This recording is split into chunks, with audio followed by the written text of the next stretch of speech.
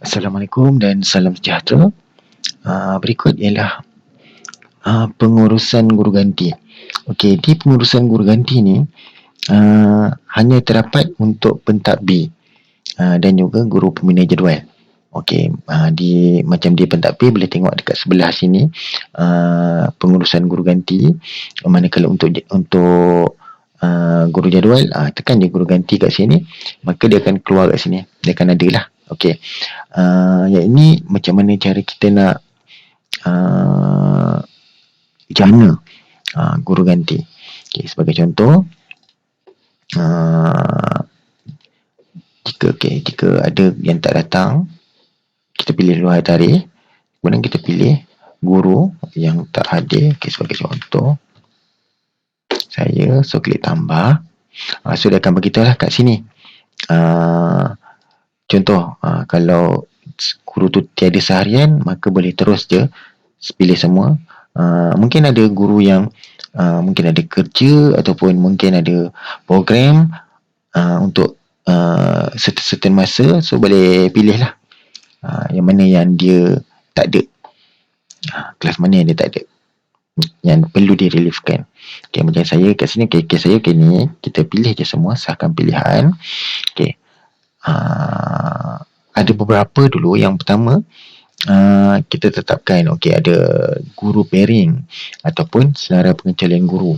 Okay, kat sini kita boleh tengok lah, ada guru yang perlu dikecualikan.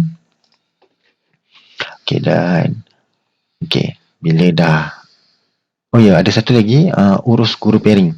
Yang ini untuk ni lah, untuk guru mana, guru pairing yang kita boleh pilih supaya dia dapat pairing tu.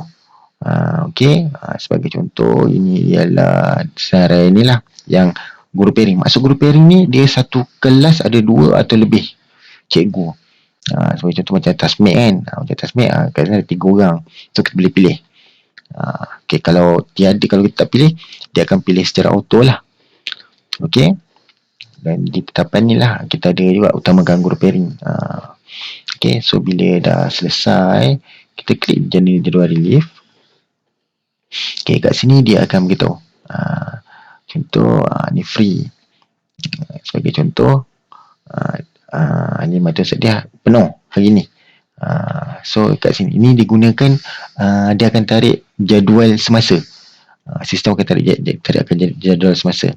So kat sini boleh tengok lah, ada yang dia tengah mengajar, ada yang sedang mengajar, ada yang beban penuh.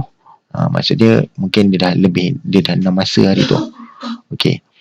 Jadi bila dah selesai, klik simpan rekod relief. Ni bila dah selesai, dia akan hilang. Kita klik kepada sejarah relief. So bila klik pada sejarah relief, tengoklah kat sini ada tarikh. Contoh esok, tarikh untuk esok. So boleh klik cetak, dia akan beritahu, dia akan tunjuk macam ni. Masa kedua, siapa yang kelas yang akan direliefkan, bahasa Inggeris subjek yang direliefkan, dan ni nama cikgu yang dapat relief lah. Jadi ataupun boleh bagi macam ni lah senarai dia. Itu saja untuk sistem relief. Terima kasih.